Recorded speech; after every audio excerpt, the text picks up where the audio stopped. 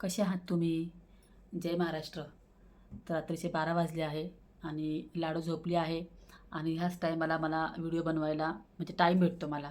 नाहीतर दिवसभर लाडू असं घर हालून टाकते ना, की काही सुचत नाही, की कॅमेरा ऑन करावा किंवा शांतमध्ये असं बोलायला पण मला भेटत नाही.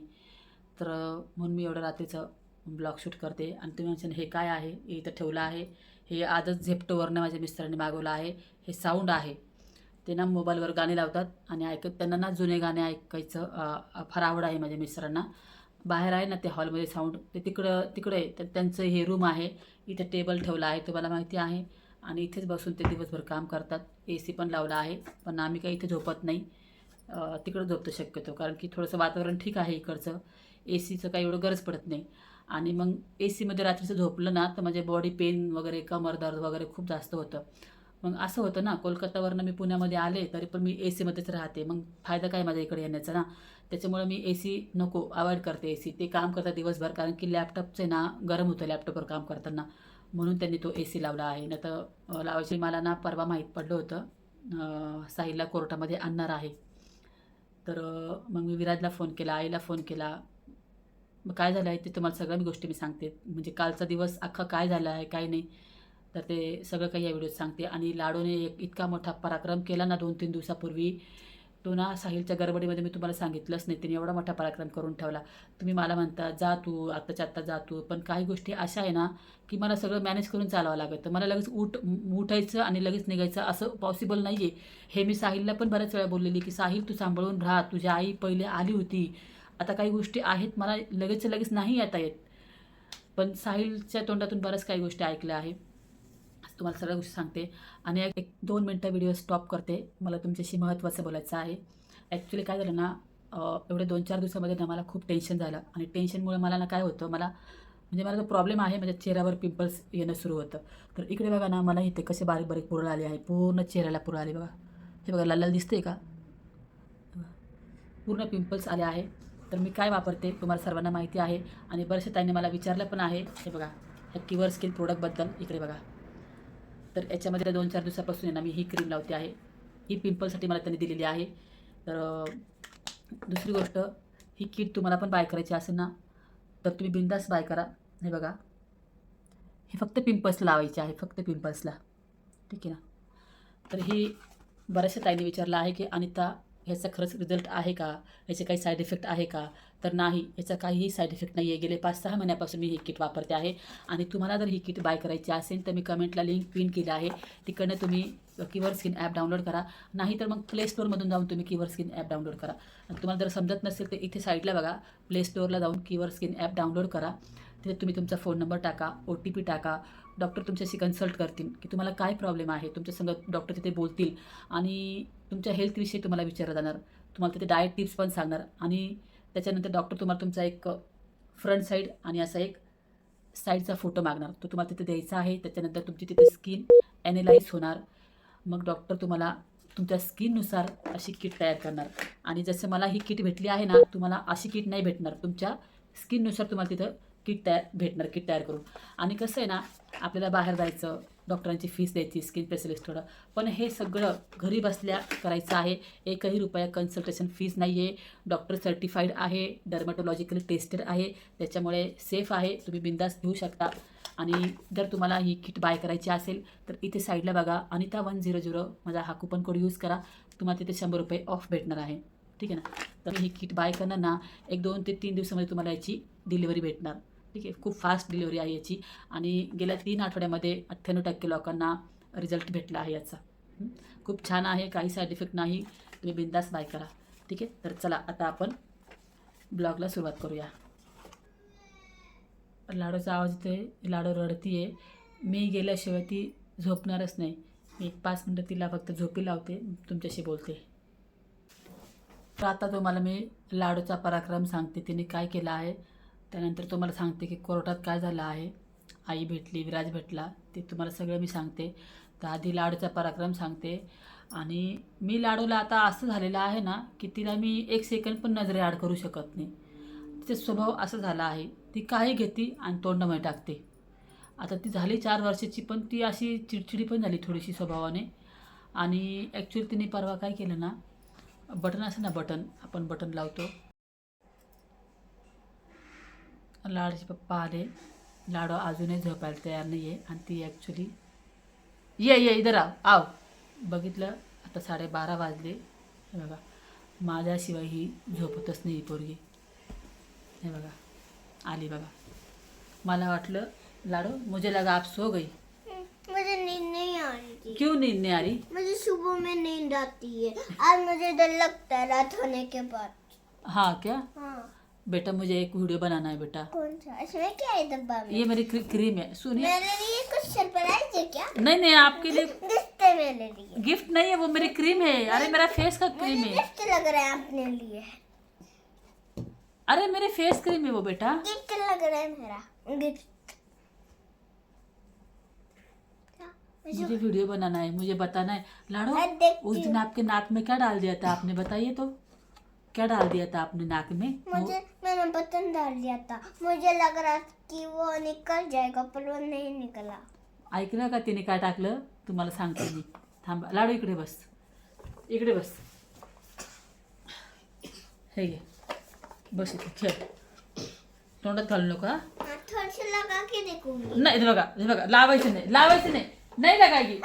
बघा तुम्ही. तुम्हाला म्हणते मी, तिला 1 सेकंद नजरेचा आड करू शकत नाही. क्रीम घेतली, लगेच लावायला लागली तोंडाला.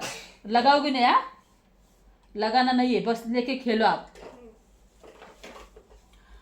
तर ॲक्च्युली ना, हिने परवा काय केलं, आपलं बटन असतं ना लावायचं, ते तिने नाकात घातलं.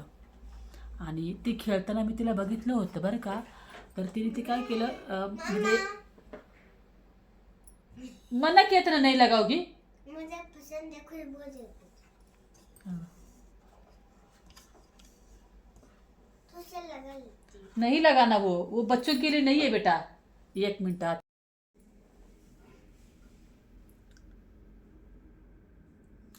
गेलेत पप्पा घेऊन तिला. तर ॲक्च्युली तिने परवा नाकात ते बटन घातलं. छोटंसं बटन होतं, तिने ते नाकात घातलं गुलाबी कलरचं. आणि मला बोलली की मम्मी मैंने गलती से डाल दिया नाक में. आणि ते एकदम इथं जाऊन अडकलं ते, आणि असं आडवं अडकलं होतं.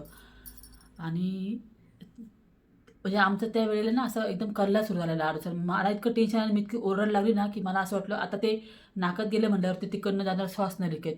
आणि तेवढं झडपीत तिला हॉस्पिटलमध्ये नेणं, हे करणं. आणि तेव्हा मी माझा आवाज ऐकून तिचे पप्पा आले पळत रूममध्ये आले. तर मग आम्हाला सुचना की आम्ही काय करावं त्या वेळेला. ते बटन कसं काढावं नाकातून बाहेर, काहीच सुचना.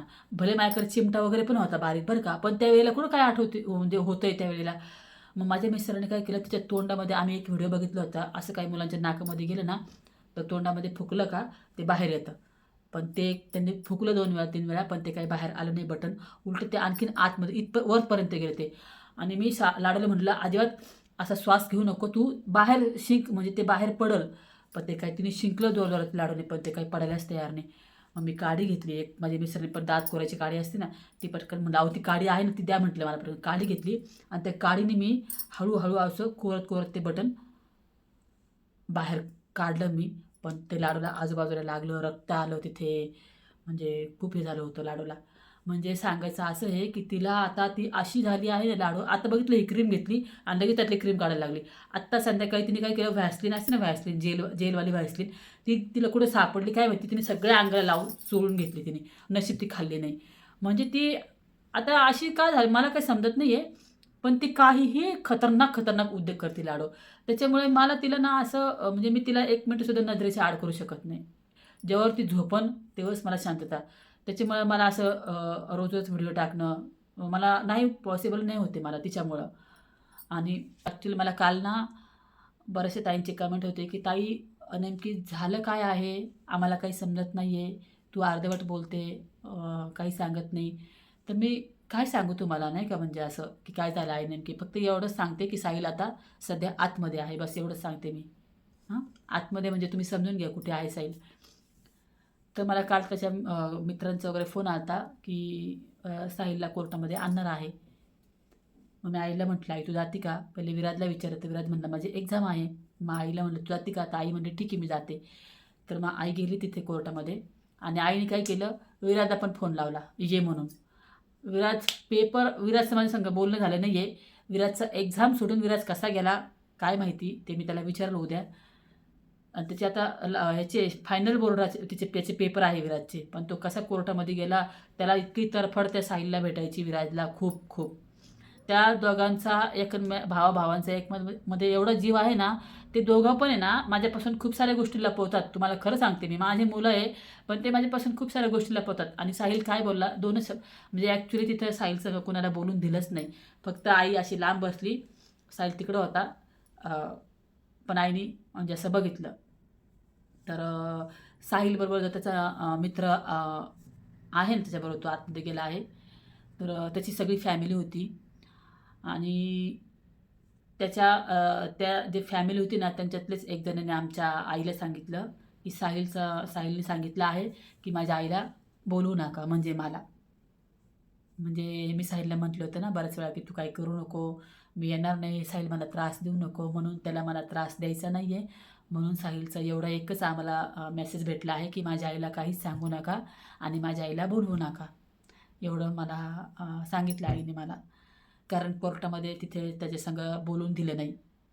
आणि असं एवढंच मला माहीत पडलं. आणि बोलून दिलं नसल्यामुळं मग काहीच ज्या काय आतल्या गोष्टी असतात, नेमकी काय झालं आहे काय नाही, त्या काही नाही माहिती पडल्या. विराजला पण त्याला फक्त बघितलं, असं लांबून फक्त बघितलं, पण काही त्याला विचारायचं परमिशन नाही किंवा बोलायची परमिशन नाही. आणि मी गेलो ना, मला अक्षरशः मला काय होईल त्याचं मलाच माहिती. त्याला बघून ते सगळं झालं. त्याच्यानंतर आई घरी आली, मला फोन केला, सगळं सांगितलं त्यांनी असं असं झालं म्हणून. तर आईचं म्हणणं होतं की तू आता बाहेर आला ना, की तू त्याला इकडे घेऊन ये. त्याचा मी घेऊन येईलच त्याला मी. आणि मी जाणार आहे पुढच्या हप्त्यामध्ये 1 दिवसाकरता. म्हणजे मी सकाळी सकाळी माझ्या बहिणीची मुलगी आणि मी जाणार आहे. तर कुणाला मला भेटायचं जरी असेल तरी मला कमेंट करा. म्हणजे मी संगमनेरला पोलीस स्टेशनजवळ मी भेटेल. तिकडे कुणी असेल, भेटायचं असेल तर मला कमेंट करा आज. मग तसं मी किती वाजता तिथे येणार आहे काय ते तुम्हाला मी सांगल. साहिलचं ते PC संपलं आहे आणि तो कोर्टाच्या कस्टडीमध्ये आलेला आहे. तर आणि न्यूजचं काय असतं, एवढंच करून सांगतात ते. तुम्ही त्याच्यामुळे ना एवढं गोष्टी साहिलबद्दल तुम्हाला माहितीच आहे ना, माझा साहिल काय काय नाही. तो बरेच दिवस कोलकाताला होता, घराच्या बाहेर 6-7 महिने होता, पण त्याने घराच्या बाहेर पाय ठेवला नाही माझ्या साहिलनी.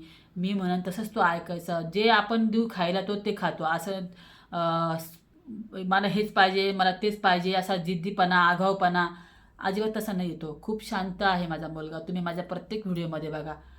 तो जास्त बोलतसुद्धा नाही, तो इतका शांत माझा मुलगा आहे. आणि कुणी काहीही बोललं ना, पण मला माझ्या मुलावर पूर्ण विश्वास आहे.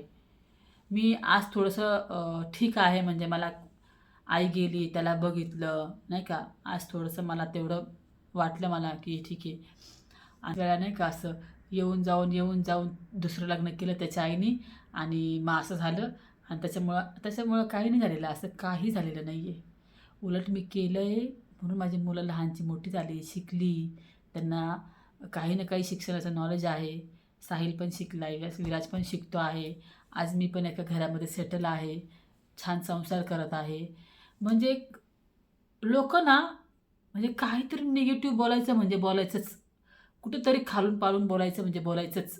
चांगलं झालं आहे ना माझं, मग कसं तिला ते पाडायचं, कसं तिला टॉर्चर करायचं, कसं बोलायचं आणि कुठं कुठं जाऊन असं तोंड मारायचं. ह्याला काय अर्थ नाही आहे. जे झालं आहे ते झालं आहे. ते कसं आहे ना, माझं चांगलं आहे, माझा चांगला नवरा भेटला आहे मला, म्हणून मला ते पोक करतात असे. कुठेतरी त्यांना तो राग काढायचा ना, त्याच्यामुळे ते मला ह्या ठिकाणी ह्या पॉईंटवर मला येऊन. आणि काही लोक बापरे, किती सगळीकडनं लोकांना किती तोंड असतात बोलायला, किती तोंड असतात खरंच ना. म्हणजे एखाद्याला तुम्ही किती पोक करणार आणि किती घालून पाडून बोलणार. हां, म्हणजे एखादा माणूस वर जातोय, एखादा माणूस त्यांचं काहीतरी चांगलं केलंय ते देखवत नाही, असं असते. मी तर एवढ्या अनुभवातून गेली ना, तुम्हाला खरं सांगते, मला खूप खूप नॉलेज आणि खूप खूप अनुभव आले आहे लोकांचे, खूप जास्त. खरं सांगते मी तुम्हाला. त्याच्यामुळं ना, राम राम. आपली लाईफ जगायची. मला फक्त माझे 2 पोरं आणि माझे लाडो बास. मला माझं बघायचं आहे. मला लोकांशी काही घेणं देणं नाही आहे. कोण काय करतं, काय नाही करतं, मी कोणाचा उद्योगच करत नाही. ठीक आहे, झालं आहे. हे बघा, साहिलचं काय जे काही झालं आहे तो आज ना उद्या ते प्रॉब्लेम सॉल्व्ह होणारच. पण अशा वेळेस नाही का, तुम्ही, माझा नवरा मला मागाशीच म्हणला, ह्याच वेळेस जेव्हा आपल्यावर संकट असतो ना, तेव्हाच लोकांना खरं ओळखायचं, लोक कशी आहेत, आपल्याला कोण साथ देतं कोण नाही, त्याच वेळ खरी किंमत कळते म्हणे लोकांची. आणि माझ्या साहिलबद्दल नाही का, मला येतं आहे कानावर, नाही का, कोण काय बोलते आमच्या गावाला वगैरे, कोण काय, मला येतं आहे कानावर, मी ऐकते. पण माझा नवरा म्हणला काही बोलू नको, आत्ता सध्या काय नको बोलू, फक्त ऐकत राहा कोण काय बोलतो कोण काय नाही. ठीक आहे, मी ऐकते.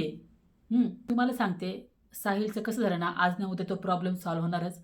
पण मी म्हणजे खूप मोठ्या मोठ्या संकटातून बाहेर आले मी, ह्याच्यातनं पण मी बाहेर येणार.